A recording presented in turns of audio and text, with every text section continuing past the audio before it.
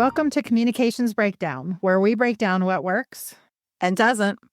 in health and science communication. I'm Tracy Meehan. And I'm Katrina Boylan. On this episode, we're going to listen in on another conversation that Katrina and I just had. We talked about the podcast launch and some other things that have come across our desk recently, including the ever-changing social media landscape and what we learned when we tried to use AI to create our theme music.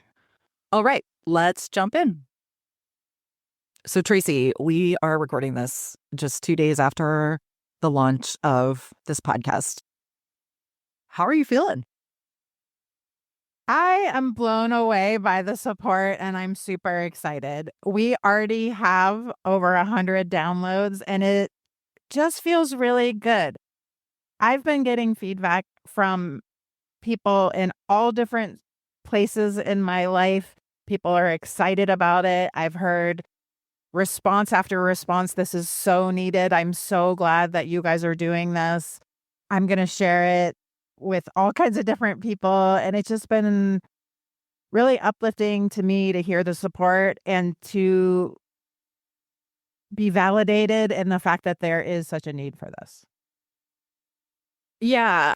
So I think I had said at the beginning of all of this that I was going to be happy if we got, 100 downloads or 100 listens. And I will be perfectly honest. So I still am having some lingering, I think, imposter syndrome, you might say. It's probably not exactly that. And so it is exactly what I need to hear from people out in the field. It is a little scary to hit publish on something that other people really aren't talking about and other people aren't doing necessarily in your field. And, I personally am not somebody who's been kind of out in the front a lot. My career has tended to be much more background. I don't put my name on just about anything. I'm doing a lot of the writing and creating, but it's for programs or for other people. And so for me, it's super challenging to put myself forward and step out of a comfort zone. And so, I just had a moment of solidarity. Tell all the researchers and scientists out there that, I feel you. When you get that feeling of discomfort, being asked to do something you're, not trained for, and is way out of your comfort zone, and something that your colleagues are going to look at, and so I understand how uncomfortable it can be to do that. So it's been really cool.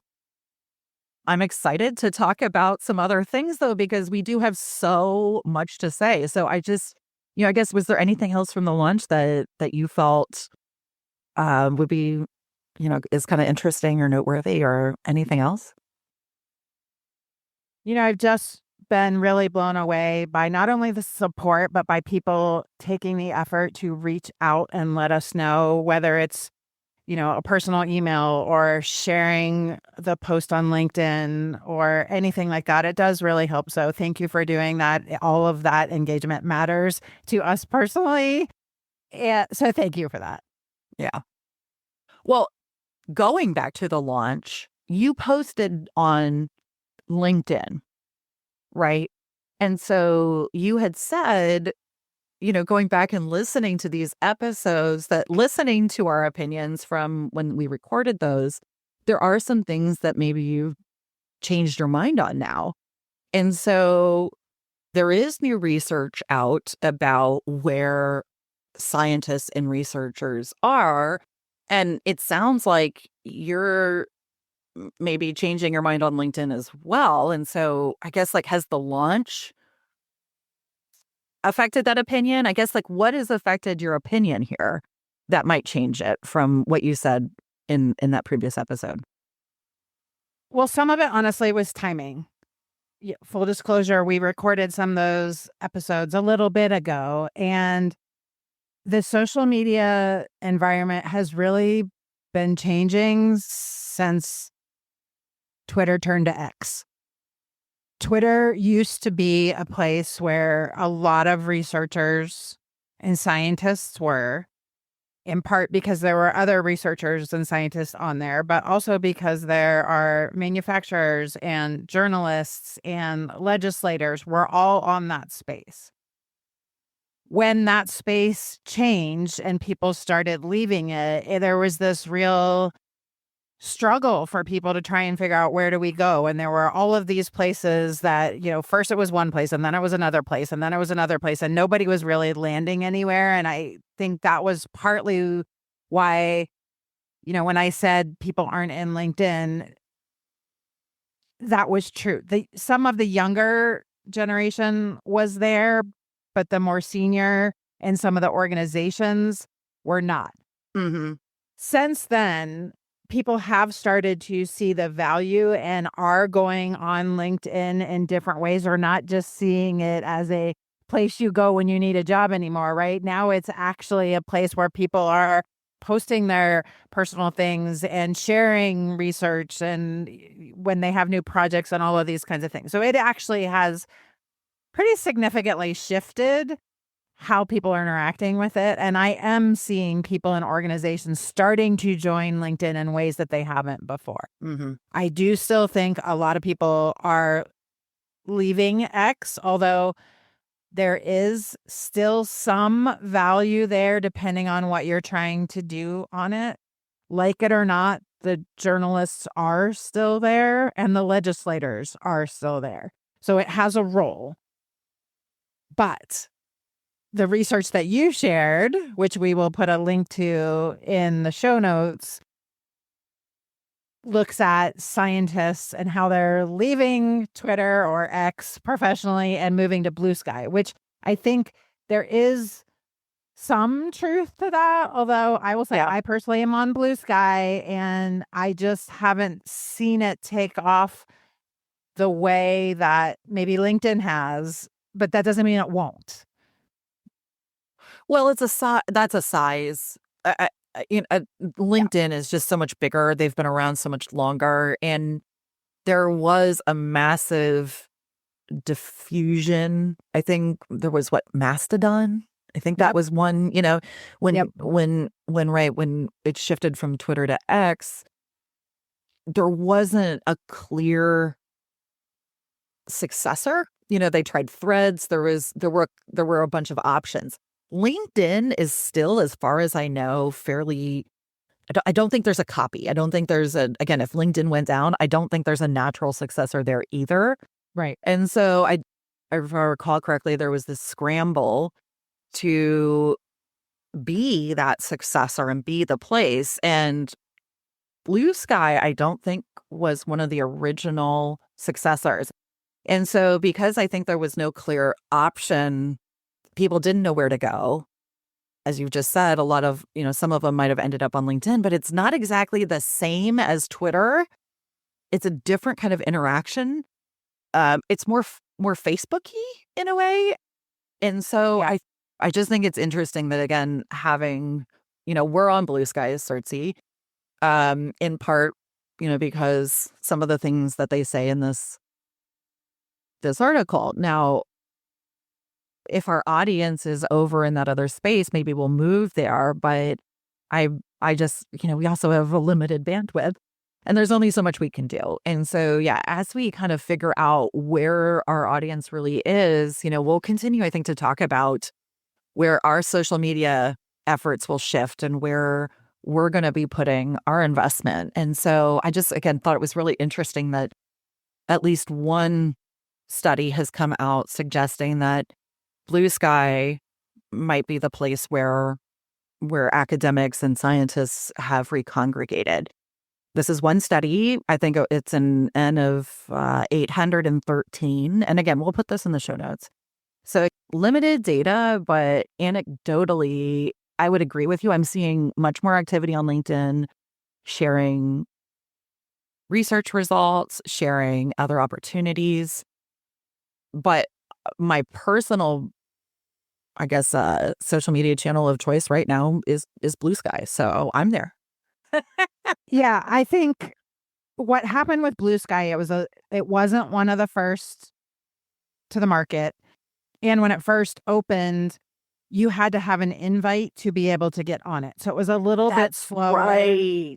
Yeah.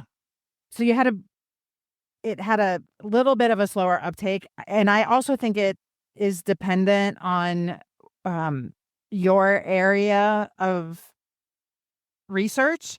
I think, certain fields have flocked there right away and others are a little slower, but that doesn't mean they're not there and not coming. So I do see Blue Sky building.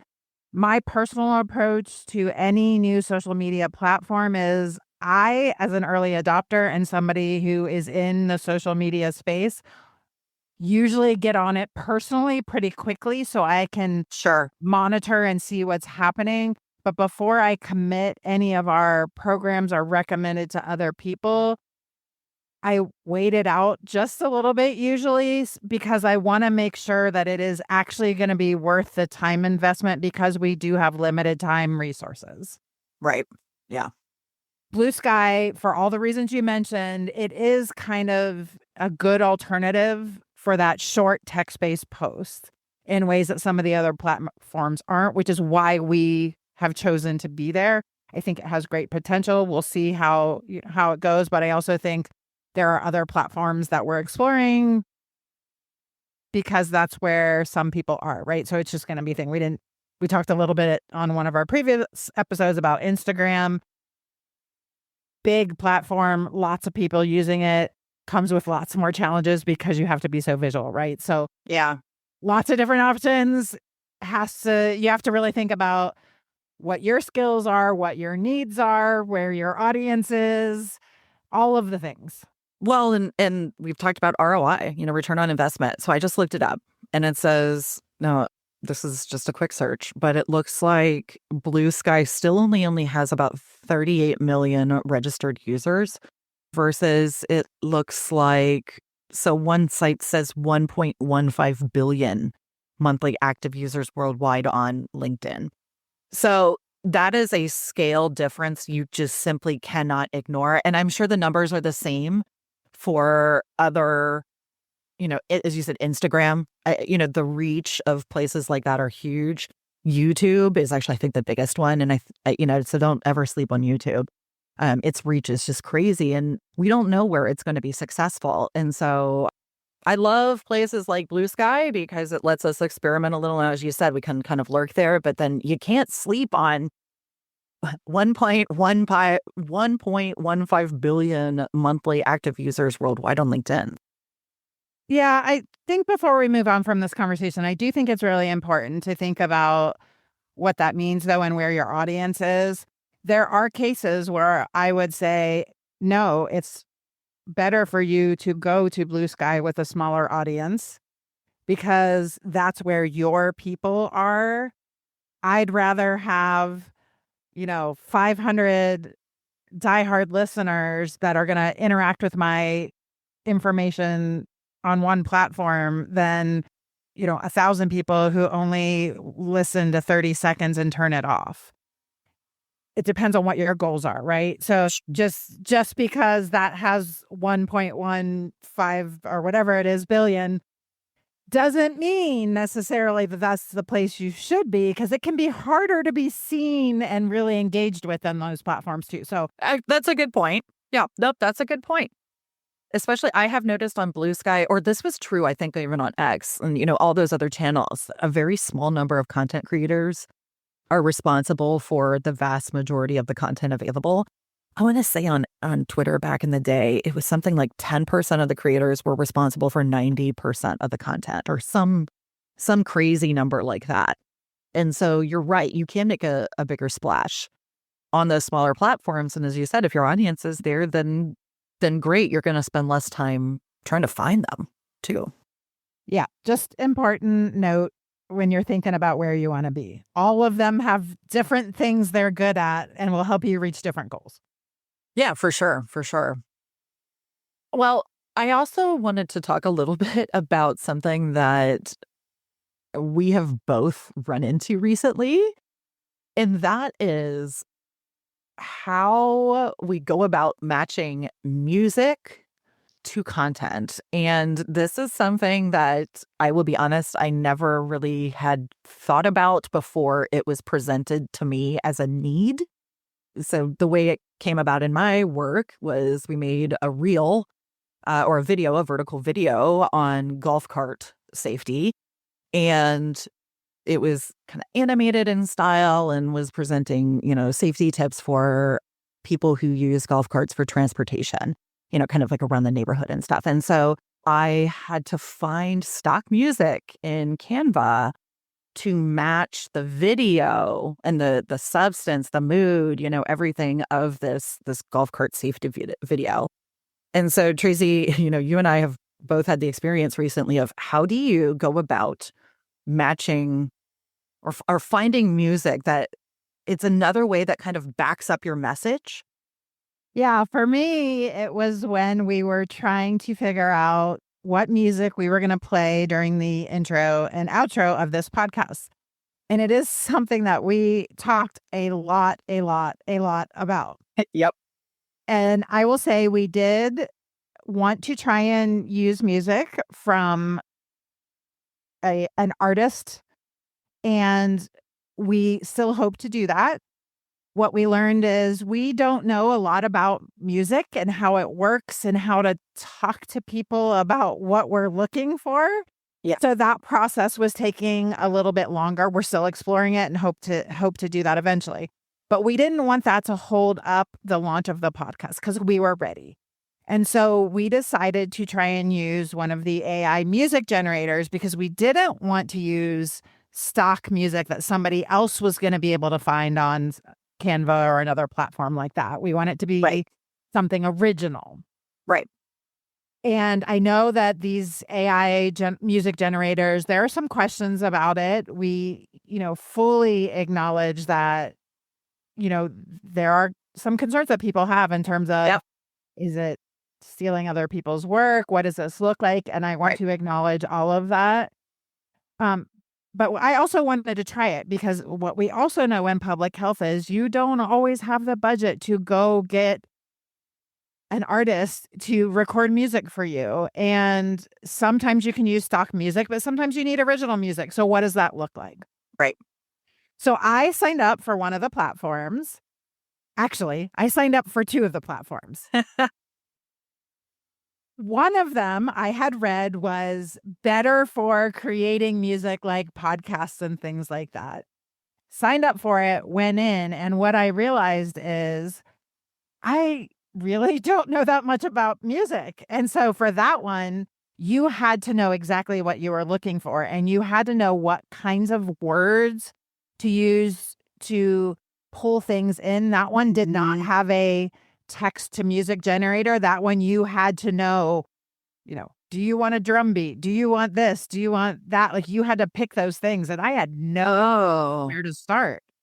Yeah. So I really quickly stopped using that one because it was so overwhelming because I just couldn't do it. I needed a real musician to help me with that. So then I switched over to another platform. Well, actually, let me just say something super quick. Yeah. So I actually agree with you about trying to find the words. That's where I also really struggled when I had to do the golf cart safety video is that what are the words in Canva? Canva has a ton of stock music. And so I'm okay if other people use the same music for something I used in a golf cart safety video. And so the ones that I was trying were fun, quirky, neighborhood. And then I think the one that actually landed me on what I wanted was happy instrumental. But it took a lot of just sitting there and pressing play on all of the little samples and thinking, can I imagine that if I'm watching this on Instagram, for instance, and I see this, does this put me in the right, does this match the mood? Can I imagine this? Or would the music be something to be like, whoa, this is weird music for this? Yep. When I switched over to the new platform that I was trying, so Suno was the one that I moved to, it does have a text to music box that you can fill in. So you can tell it, this is what I'm trying to produce for, and these are the types of words. So I did start with the words that recommended to us, and it still wasn't getting it. And so I had to start playing around with some of the songs that I could find on there. And it was doing things like playful, light, carefree vibe, all of that. I can get those words. But here's what got me: the ones we really ended on, I needed to use words like acoustic instrumentation, playful piano melodies, light percussion, different things like that. And those are not words that I know, or I don't know the differences between some of the things. I never would have come up with bouncy rhythm on my own, right? Those are not words I know. No, I agree. I mean, obviously I know what those are, but that's not a thing. This isn't my area of expertise. So Right. for me, it was a fantastic kind of learning experience to know, yeah, these AI programs are out there, but to really be successful with them, you do kind of have to know music. You have to know the words to use, or you're going to be stumbling around. We did it. We got something. I can proudly say that I was able to string together a set of words that found us what we ended up using. Mm-hmm. But even in Suno, I struggled, and I was not knowing what to say. Like, what are some other words I can try? So I actually ended up going to ChatGPT. Interesting. And say, I'm trying to use Suno AI, which is a song generation program, to come up with songs for our podcast. I said, it uses text to song generation, which means you have to create a description for what type of song you would like. Can you help me come up with a good list of words to use to create a song that would match our vibe and personality? Now, I've been training my ChatGPT on some of the things about our podcast, so it knows us already. And it came up with a bunch of different words, and words that I never would have thought of on my own. So I actually used words from ChatGPT then to go back into Suno. And between those two things, I was able to come up with a song that we felt like worked. Interesting. I didn't know that was your process. So, I mean, and that makes total sense.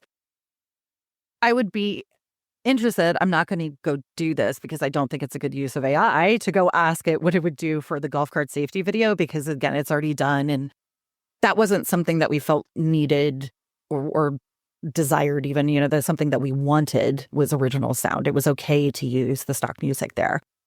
But I would just, I am always curious about what a different process would be to get to the same result. Because again, I had to sit there and press play on a lot of things. Now that I know that these are some words, though, that I can use, if I have to do this in the future, the kind of stuff that we make tends to be of the same mood and substance. It's unlikely that we're going to do something that's not kind of more upbeat, just by nature of what we do. But it is so helpful to have language. Yeah, I there was one more thing that I wanted to say about that too. I am in the AI space a lot. I talk to a lot of people about AI. If you know me at all, I'm an early adopter, and I want to learn about all the things. I've been hearing a lot about AI replacing people. And this to me was a really eye-opening experience for I don't think it can. We got a song and it works, but I will tell you it was a process. And if you have people that don't know music that are trying to do this, you're not going to be able to get the music like you would get from a real artist. Yeah. So after this experience, I will always choose music from a person who is an artist over an AI generated whenever I can. Yeah. We cannot always do that. That is not a privilege that everyone has. But I, through this experience, have really, really realized you're always going to get better music when you get it from an artist. You're going to get better art when you get it from an artist. Yeah.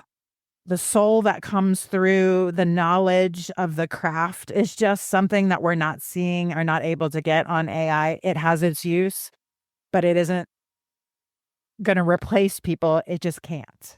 No, I totally agree. And as a writer, I feel the same way about writing. In AI, we can all spot an AI generated post from a mile away now. And it's just never going to replace, as you said, that creativity and the soul and the new thinking. These are predictive models, so they're inherently built on something that's already been done.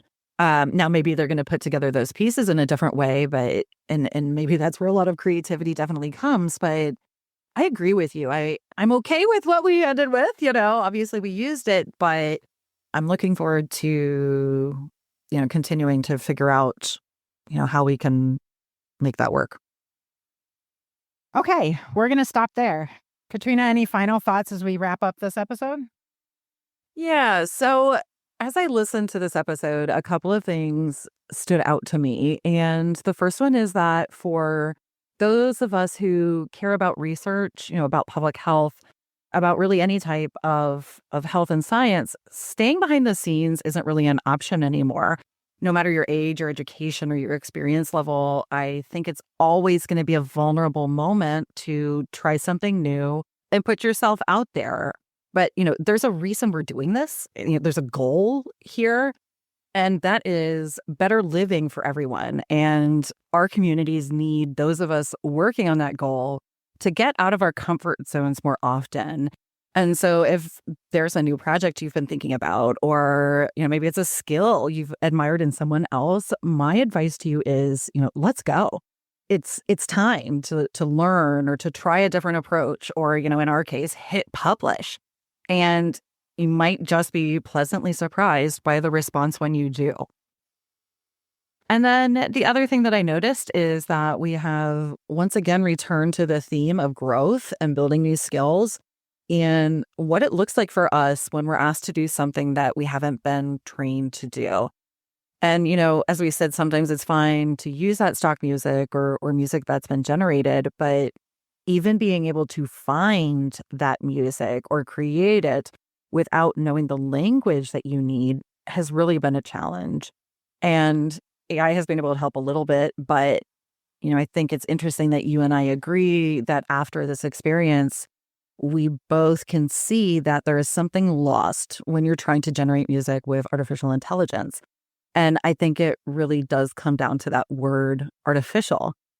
I think we can both agree that, great music and great art of all types really does come from a place of authenticity. And so as creatives ourselves, it was just really fascinating to go through that process and recognize that, first of all, we are not equipped right now to know how to use a lot of these services. And also that nothing can really replace real human artists.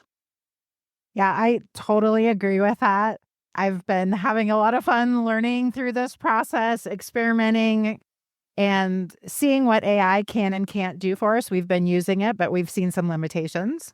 I've also really been enjoying hearing from others about how much this podcast is resonating with them and how they're enjoying learning from us and also watching us grow. Okay. If you want to hear more conversations like this one, make sure you hit that subscribe button, like and share this episode with others, and follow us at CIRTC on LinkedIn, Blue Sky, and YouTube. Well, that's it for this episode. Thank you again for joining us today, and we will see you next time.